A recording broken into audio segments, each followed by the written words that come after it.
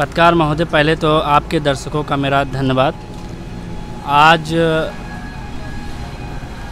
आप सब एक तरह से मेरा जो भी यानी कि इंटरव्यू ले रहे हैं। मैं वार्ड नंबर 32 से पिछली बार चुनाव लड़ा, मुझे जनता ने दूसरा स्थान दिया और सबसे बड़ी जीत इस बात की क्योंकि 32 में 32 लोगों का नामांकन हुआ। 32 प्रत्याशी अपने में दमदार, बाहुबली, पैसे वाले, दबंग, एक से एक बढ़ के प्रत्याशी चुनाव मैदान में आए। मैं चुनाव मैदान में आया क्योंकि मैं गरीब का बच्चा था, एक दलित का बच्चा था, तो बड़े बड़े धुरंधरों को पेट में पचा नहीं गया। मगर संविधान की इतनी बड़ी ताकत है कि मुझे चुनाव लड़ने से भी रोका गया। चुनाव में पिछले रिकॉर्ड को मैं बता रहा हूँ पत्रकार महोदय कि मुझे चुनाव लड़ने से भी रोका गया। मुझे उनके बारे में थोड़ा सा विस्तार से बताइए। मैं ऐसे लोगों का नाम नहीं लेना चाहूँगा, मगर इतना है कि उन्होंने मुझे भरसक प्रयास किया प्रशासन के द्वारा। वो सत्ता में थे, प्रशासन के द्वारा मेरी गाड़ियों को 3-3 गाड़ियों को, मोटरसाइकिल को सीज कराकर उनको बंद करवाया गया। लास्ट दिन मुझे प्रचार नहीं करने दिया गया। बहुत सारी ऐसी प्रताड़नाएं, मुझे धमकाया गया, आप चुनाव लड़ोगे तो आपकी खैर नहीं है, आपको हम देख लेंगे।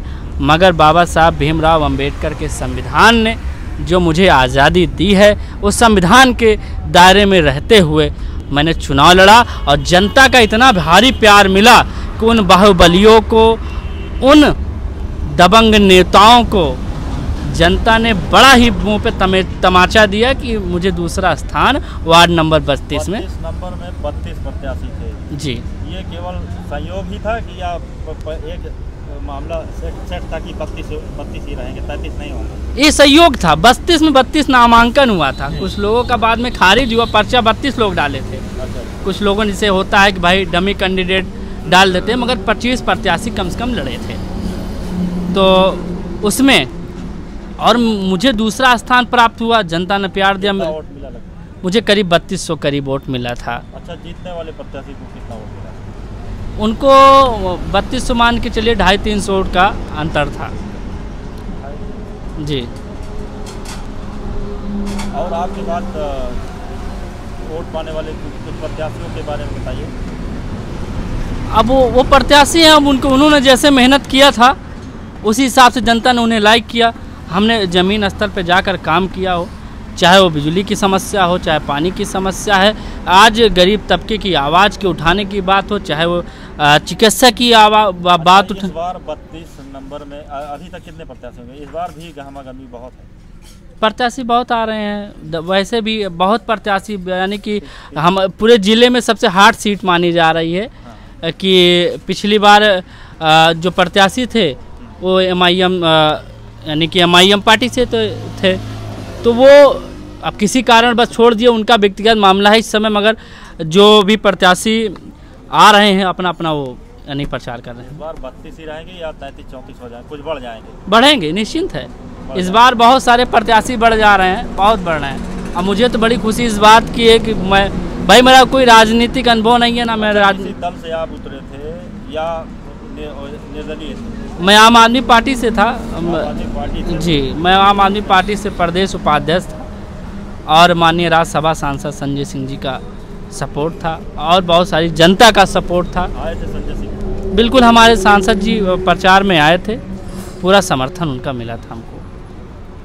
अब ये कैसा कार्यकाल चल रहा है जो मौजूदा अभी इस वक्त हैं, उनके बारे में थोड़ा? ये तो आप जनता से पूछिए। मेरे कहने से होगा कि मैं प्रत्याशी हूँ तो लोग ये कहेंगे कि भाई आप किसी की बुराई कर रहे हो।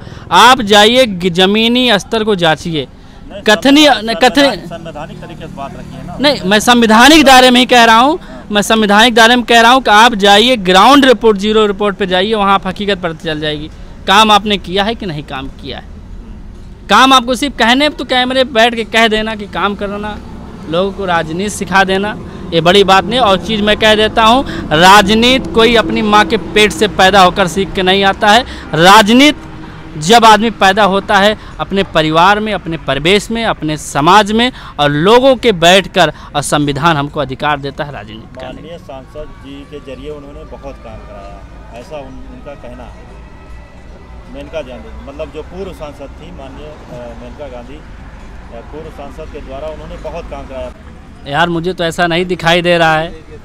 बोर्ड लगा है विधायक जी का, ताहिर जी का फोटो चल रही है कैमरे पे, किसी और की काम हुआ है, किसी और का नाम हो रहा है, किसी और का। कथनी और करनी में बहुत अंतर है। आप ज़मीन पे जाकर देखेंगे तो जीरो पाएंगे। सांसद जी का प्रोग्राम उन्होंने इस्लामगंज में करवाया था, कुछ तो बात होगी ना, कुछ तो बात होगी। उन्होंने इस्लामगंज चौराहे पर करवाया था सांसद जी का प्रोग्राम, माननीय मेनका गांधी। नहीं, उन्होंने करवाया था, उनका व्यक्तिगत मामला है। मैं भी इंडिया अलायंस में था। मैंने राम भुवाल निषाद जी का इस्लामगंज बाज़ार में कार्यक्रम कराया था। उस दिन मेरी खुद की बारात जा रही थी, तौलिया पहन के कार्यक्रम कराया था। पुलिस को यानी सत्ता, भाई भाजपा भारतीय जनता पार्टी की सत्ता है, तानाशाही पूरी चरम पे थी। पुलिस को भेजकर, दरोगा को भेजकर मेरे कार्यक्रम को रोका जा रहा था। लोग इस चीज़ को जानते हैं। कार्यक्रम तब भी हमने अब डट कर अपनी बारात का हमने त्याग दिया, हम कार्यक्रम करवाएंगे। और राम भुवाल जी को हम लोगों ने 70-80 हज़ार वोटों से जीत दिलाने का काम किया। बारात पहुंची थी आपकी? नहीं, बारात तो गई, बारात गई, राम भुवाल जी सांसद जी भी गए, सब लोग गए हैं।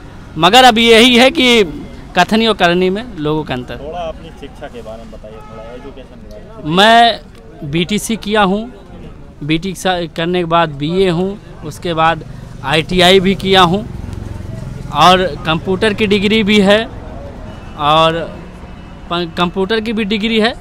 तो यानी कि शिक्षा भी हमने मतलब कंप्लीट की है। कितनी एज होगी आपकी? मेरी एज करीब 27 साल जी। इस बार दोबारा लड़ने के मूड में है? बिल्कुल, जनता के बीच में जा रहा हूँ, प्यार मिल रहा है मेरे भाई। आप ये बताओ, आज़ादी के बाद से वार्ड नंबर 32 में जो चुनाव हुआ है, पहली बार में कोई ऐसा प्रत्याशी, मैं घमंड की बात नहीं कह रहा हूँ, मैं जनता का प्यार बता रहा हूँ, कि वार्ड नंबर 32 में पहली बार चुनाव लड़के दूसरे स्थान पे आया हो, ऐसा आज तक नहीं हुआ है। मगर जनता ने मुझे प्यार दिया, मैं उसका जनता का मैं शुक्रिया अदा करता हूँ। आपकी जनता के बदौलत मैं दूसरे स्थान पे आया हूँ, और लोग मुझे भरपूर समर्थन दे रहे हैं। मुझे अपने गांव में प्रचार करने नहीं दिया गया भाई साहब, तब भी लोगों ने मेरा गांव आधा कट गया था, तब भी मुझे 300 वोट करीब मिला था।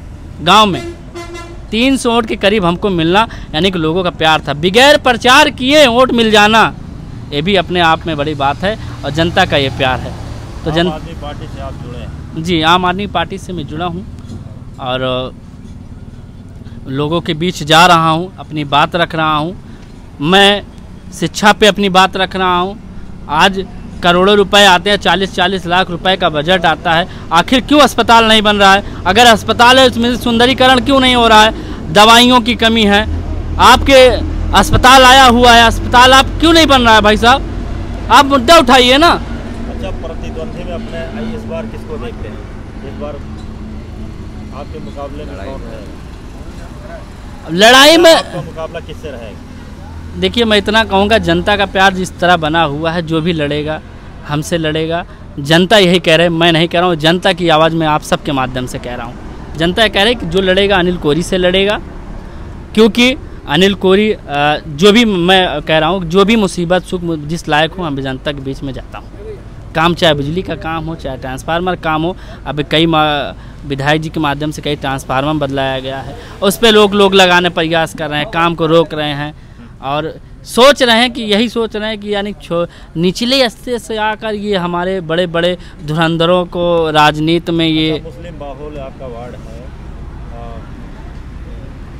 कितने लोग आपसे जुड़े हैं? यार मैं बता दूं कि जो सरकार चल रही है बहुत विपरीत दिशा में चल रही है, जिसे कहते हैं भारतीय जनता पार्टी। भारतीय जनता पार्टी हिंदू मुस्लिम की राजनीति करती है, मगर मुझे फ़ख्र है इस चीज़ का, मुझे घमंड है, गुरूर है कि मैं मुस्लिम बाहुल क्षेत्र में पैदा हुआ हूँ। इसलिए मैं इस बात को कह रहा हूँ कि मैं दलित होने के नाते, कोरी होने के नाते, मैं उनकी ईद में भी शामिल होता हूँ, बकरी ईद में भी शामिल होता हूँ। मेरे दुख मुसीबत में लोग खड़े रहते हैं कि अनिल भाई बताइए आपकी कोई तकलीफ़ तो नहीं है। मैं कहता हूँ कुरान एक बात कहती है कि अगर आपका पड़ोसी भूखा सो जाए आपका खाना हराम है। तो यार जो कुरान को मानने वाला व्यक्ति होगा तो समझ लीजिए पड़ोसी उसका खुशी रहेगा। तो जाहिर से मुसलमान क्षेत्र में हूँ, बाहुल्य है, तो मैं खुशी हूँ। तो मुझे उनसे तकलीफ़ नहीं, मुझे तो बड़ा अच्छा लगता है, बहुत सारा यानी कि प्यार मिलता है लोगों का। असदुद्दीन ओवैसी की पार्टी जीती है आपके वार्ड में। असदुद्दीन ओवैसी कैसे नेता लगते हैं, कैसे देखते हैं उनको? दलितों की बात प्रमुखता से रखते हैं, मुसलमानों की एक तरफ जहाँ बात प्रमुखता से रखते हैं, दलितों की भी नहीं, बिल्कुल रखते हैं। जहाँ मैं तो कह रहा हूँ हर उस नेता को इस बात को रखना चाहिए, गरीबों, मजलूमों, दलितों को जो दबे कुछ ले जा रहे हैं। भारतीय जनता पार्टी में कोई खुश नहीं है, सबको दबाने का प्रयास किया जाए, छोटी पार्टी हो चाहे बड़ी पार्टी है, उसको इस सरकार में पूरी तरीके से दबा कर रखने का काम किया जा रहा है कि लोकतंत्र को, संविधान को ख़त्म करने का सिर्फ मकसद है। लास्ट में क्या कहना चाहेंगे? अपनी तरफ से कुछ बातें कहना चाहते हैं? मैं इतना कहूँगा कि मैं अपनी वार्ड नंबर 32 जनता से कि इस बार इस अपने भाई को समर्थन दीजिए, मदद करिए। मेरे पास पैसा तो नहीं है, मैं आपका पक्का घर तो नहीं बनवा सकता, मगर आपके सुख दुख में जिस लायक हूँ, 12 बजे रात को आप मुझे याद करोगे, चाहे वो विद्युत की काम समस्या हो या आपकी किसी स्वास्थ्य की समस्या हो, चिकित्सा की समस्या हो, सड़क की समस्या हो, सारी समस्याओं को एक बार हमको आप सेवा का मौका दीजिए, हमसे बताइए। आपके अधिकारों की लड़ाई के लिए अगर मुझे अपनी जान की भी बाजी लगानी पड़ी तो मैं लगाऊंगा और उससे पीछे नहीं हटूंगा। मैं आपके इस बात के कैमरे के सामने इस बात को कह रहा हूँ, जनता के लिए, गरीबों मजलूमों की मैं राजनीति करता हूँ। अगर उस गरीब मजलूम को सत्ता से लड़ना पड़ेगा, उस तानाशाही सरकार से लड़ना पड़ेगा तो मैं लड़ूंगा। अगर उसमें लड़ाई में मेरी जान भी जाती है तो मैं उसको स्वीकार कर लूँगा हंसते हंसते।